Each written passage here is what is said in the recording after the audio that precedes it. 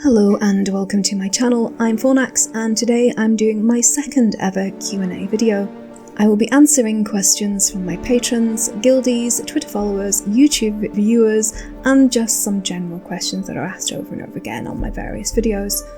I will try to do another Q&A next month, and if you have a question you would like answered, please pop it in the comments on this video.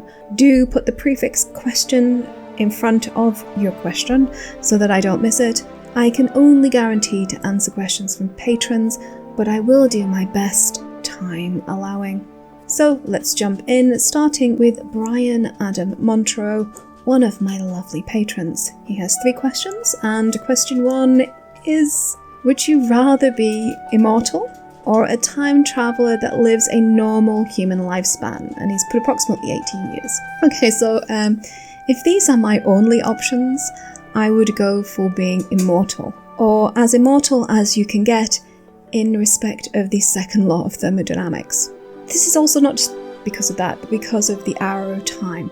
Time travelling into the past is currently thought to be impossible, but as an immortal I will be able to see the whole of the rest of the future time. Perhaps. Obviously there are some caveats to put into this. I would only wish to be immortal if I didn't continue to age. I have no desire to generate into a living pool of organic matter. That does not sound like an interesting future to me. Okay, question 2. Would you rather safely climb Mount Everest or visit the International Space Station for 2 days? I would love to visit space, perhaps not specifically the International Space Station. I think I would want to wait for Elon Musk to build a luxury space station of some description. I have seen inside the International Space Station. It has some mind-bending clutter. Oh my god, those tiny metal tubes are just stuffed full of stuff. It's horrifying. I am a bit of a neat freak, and it just hurts my brain thinking about that place. I can't. As to Everest, well, oh my gosh, it's cold, and I think I enjoy oxygen far too much to endure altitude sickness. Okay, question 3. Would you rather never need to sleep again or never need to eat again? Now, this is easy. I would never sleep again. I mean, I like dreaming. Dreaming is good, but I'm not giving up food anytime soon. I'm a weirdo vegan, but I still love chocolate and puff pastry, so, out of my dead clammy hands. Also, I've got stuff to do. Sleep is a pain in the backside. I'd rather not need to do it. But it cleans your brain, so it would have to be able to not sleep and not suffer brain damage. So, okay, moving on. Final question. Would you rather be able to fly, but only as fast as you can currently run, or breathe underwater? Well, this is a no-brainer. Breathing underwater. Now, some people go, I want to fly. No, I want to breathe underwater, because most of our planet is hidden under the water, and I would love to be able to explore it. Also, not drowning is a super plus for me. As long as I'm still able to breathe above the water. So you have to get very specific here. And I wouldn't mind some ability to not be crushed by the ocean, because the ocean is super deep and super heavy and squishy. People like me would just pop. Or, well, not pop, implode. But anyway, thank you, Brian, for your questions. That was a strange tangent to go off on. Okay, on to Sandrake, who is a patron and a guild master for the Krytan Herald Guild. What drove you to start making content like this? Is there some kind of cool story for us to hear? Well, there is a story. There is indeed. How interesting it is. Well, I think I'll have to let you guys be the judge of that. Back in 2012, at the launch of the game, I was in a guild called the Black Lion Syndicate. We had, as a group, transferred over from our Sword Hall and come to do RP in Guild Wars. And we did lots of events and created shared stories together. And as part of one of the storylines that I had made with some of my friends in the guild, I created a number of wanted posters. And then I created some stories to further the plot line in what I named as the Krytan Herald. Now, if any of you are Guild Wars 1 players, you know that there was such a thing as the Krytan Herald, who appeared in Lion's Arch from time to time as a soothsayer, so I thought that worked quite well thematically. And then everybody liked the news edition, thought it was fun, so I created more stories. I wrote stories and published them. I published stories from other writers and RPers in the community, and the Krytan Herald news edition was born. I created many editions of it, and when Lion's Arch fell in Season 2, I made a short video around the destruction of Lion's Arch, the effect that it had on players who were role-playing in the community, and the destruction of the Krytan Herald newsrooms, and that was the first video that I'd ever made for the franchise. Then the real world got far too real for me. I had to step back, and 2 funerals later, and some very dark days indeed, I restarted the Herald on my YouTube channel. Now sadly the Black Lion Syndicate is no more. Fortunately, I'm still in touch with some of its members. They were and are a great group of people and dedicated RPers to their core. If there is anyone in the Guild Wars community now who is looking to have a positive and fun RP experience, I highly recommend heading over to Guild Wars 2 RP. They are an active and friendly community for both EU and US players. On to another patron question, to Dark Griever, who is a patron and another guild master. I do not rope all my patrons into working for me, I promise. What would you consider your perfect specialization, and for which class? What role would it fulfill? I'm probably going to answer this in a way which is a bit off-kilter. From a lore point of view, I think the Herald is my favourite specialization. I love the idea of communing with these historical figures from the past, these legends, old heroes and old monsters, and being able to actually communicate with them and perhaps gain insight into past and or future events. This is something I would love in real life, perhaps just to see how smug Albert Einstein is feeling around about now after the scientific community confirmed gravity waves this year, which he predicted back in 1916. Yeah. Anyway, tangent aside, as to the role, my Herald would work tirelessly for their patron Glint, trying to make her legacy a reality in Tyria. So that's probably far more RP story answer than you were hoping for, sorry. I've got a guilty question here from Neve. Now, I've just done a load of Fashion Wars videos. This is pertinent to that. The question is, there may be a pressing curio about transmutation charges versus actual gear, so maybe a few suggestions on how to acquire transmutation charges in-game would be appreciated, or at least some positive reinforcement. Okay, well, from a personal point of view, I find a positive spin on transmutation charges quite hard. I do fully support the Gem Store as a method of funding the game. I love the game, I want it to have funds, no question. But I hate that they've put a paywall in front of something like this. It's a blocker to fun, it's a blocker to something that shouldn't be blocked, in my humble opinion. There are a few items that I don't like on the Black Lion trading post, this is one of them. And I would change it from Gem Store to a gold cost in-game immediately. If I ever come to power, this will be happening immediately. That said, we have the system we have. So how do you get transmutation charges outside of the Gem Store? Well, every game type does reward them. From daily login rewards, I think that's once a month, to map completion. Especially the capital maps, you get a single transmutation charge for completing each of those.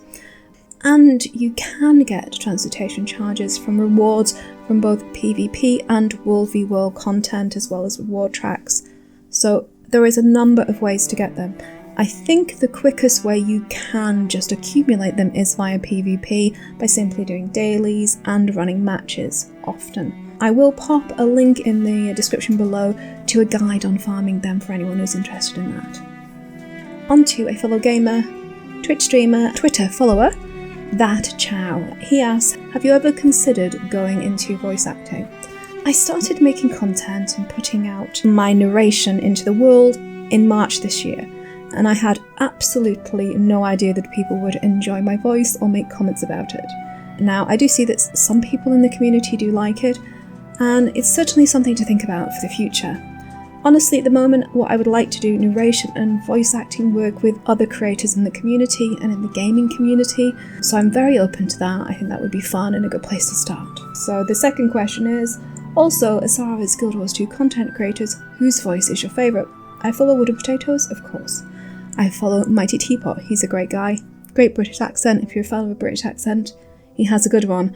And I love all the guys on Script Chat, as well as Kit the Traveller and Kroof, to name but a few.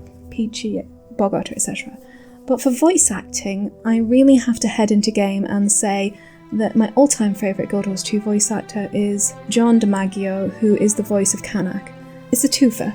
I love the grumpy old salad, and I think that Mr. DiMaggio brings him to life beautifully. Cho also asks, Path of Fire storyline thoughts? Well, okay, this will be spoiler-free, so don't jump out of your skin. Well, spoiler-free more or less. I did enjoy the Path of Fire storyline. I burnt through it. I did. I think there's a few good things. So culling the number of heroes was a great idea. That way we can connect with them. You don't have that love actually kind of swamped with personal stories and nothing ever really going as deep as you want. So I think that was a good call. I am not the biggest fan of Cass. I think she's too vanilla for my taste. She's too fluffy kittens and rainbows. But I know that they put her in to have a counterpoint to the player's point of view, so I completely understand it, and I think it actually worked well. I thought Balthazar was a little bit of a one-dimensional villain. Now, I love the Japanese anime and manga villains. They are the bad guy, but they are the hero of their own story. And what I like to be able to do with the villain is I like to be able to look at their life, look at their choices, and be able to at least empathise with them and understand why they've made the choices that they have, even when I wouldn't have made the same choice personally. So I think they fell down there. I did enjoy him completely owning us at several points during the story. I thought that was brilliant, I thought it was apt, and I found it funny and frustrating and annoying and great, him just playing with us like a cat plays with a mouse before it eats it. You know, he had his fun, he got bored, he squished us. It was good. It was good. Semi-spoiler. Overall, the story is improving season on season, year on year. They're getting bolder, they're getting darker, but I want more. Every fan, every person who loves something, you just want more and more and more. Overall, it's good. It's getting better, it's good. I will be making a video, like a video playthrough, like similar to what MMO Inks did. I think it was a very good series that he did, where he plays through an episode and he gives his opinion on what's happened, and I'm going to do that soonish.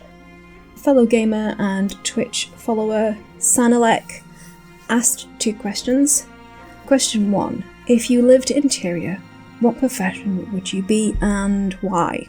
Okay, if I had a choice on the matter, if it wasn't something you were born to as a Tyrian citizen, I would select to be an elementalist.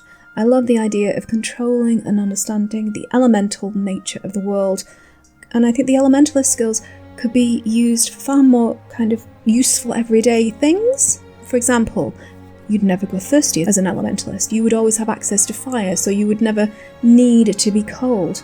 You could kind of build your own kick-ass house because you can bend earth to your will. I guess I'm kind of thinking of the elementalist as more like the Avatar, with their bending magics, multiple bending magics, but I guess we're heading into a bit of geek inception here, so next question. What has been your favourite content creation? Hands down, without a doubt, that it is the lore videos that I love making. I love the scripts, I love doing the research to make sure that I'm not giving misinformation. I love the lore, so the more I learn about it, the more I enjoy it. And I also like to try and find the right images, the right clip, to try and convey the story in the best way possible, without always having to revert back to the Guild Wars 1 clips, which I think there's a bit of a disconnect now. The lore is dark and rich. Making the lore videos is a real labour of love. Okay, on to... Apparently this chap is looking for a good donut. If you can help him out, that would be smashing. Ragman Robbo. His question is, not a particularly serious question, but how do you feel knowing you sound like a real-life Sylvari? And now, as a Brit, we are traditionally cast as the villain, and perhaps we as a community should have all seen that as a bit of foreshadowing for the Heart of Thorns expansion storyline. But honestly, it's nice to have a variety of accents in the game.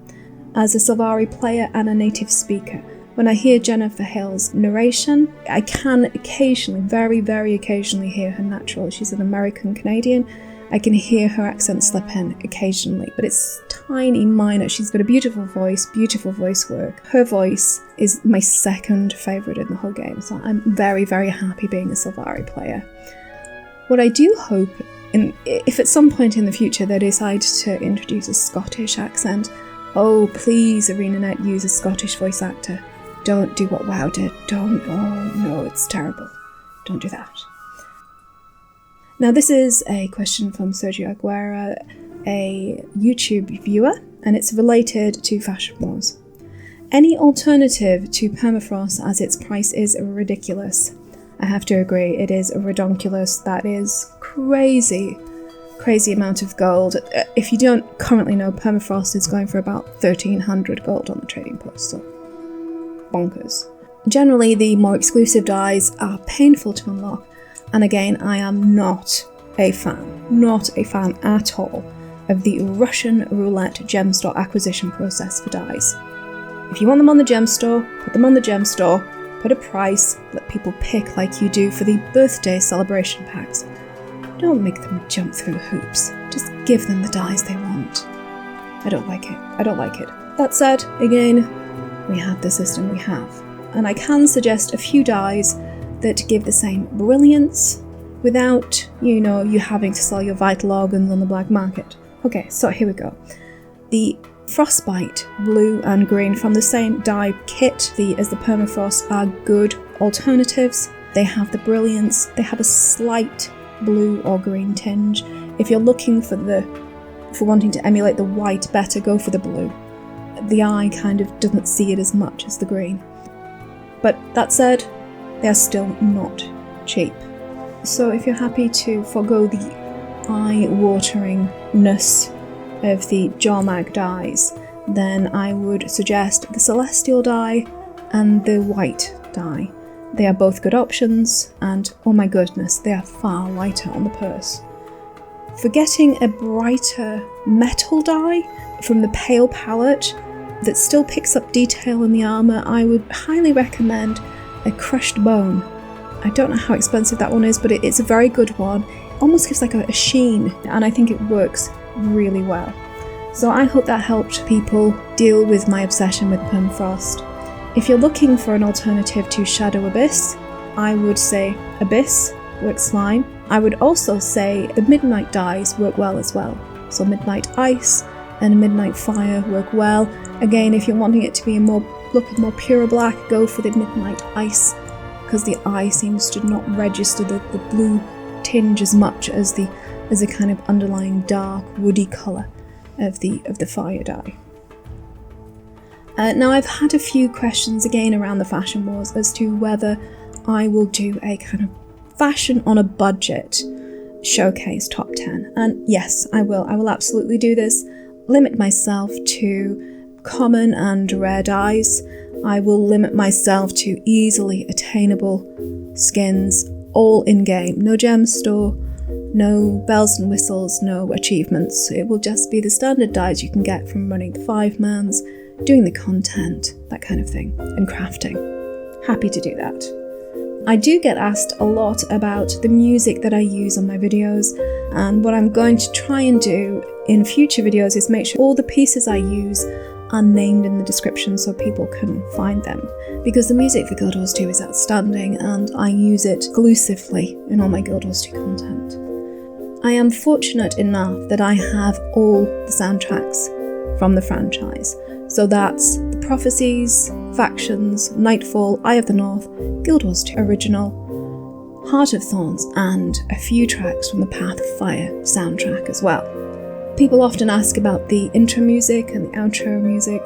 I did create a theme for the channel in GarageBand.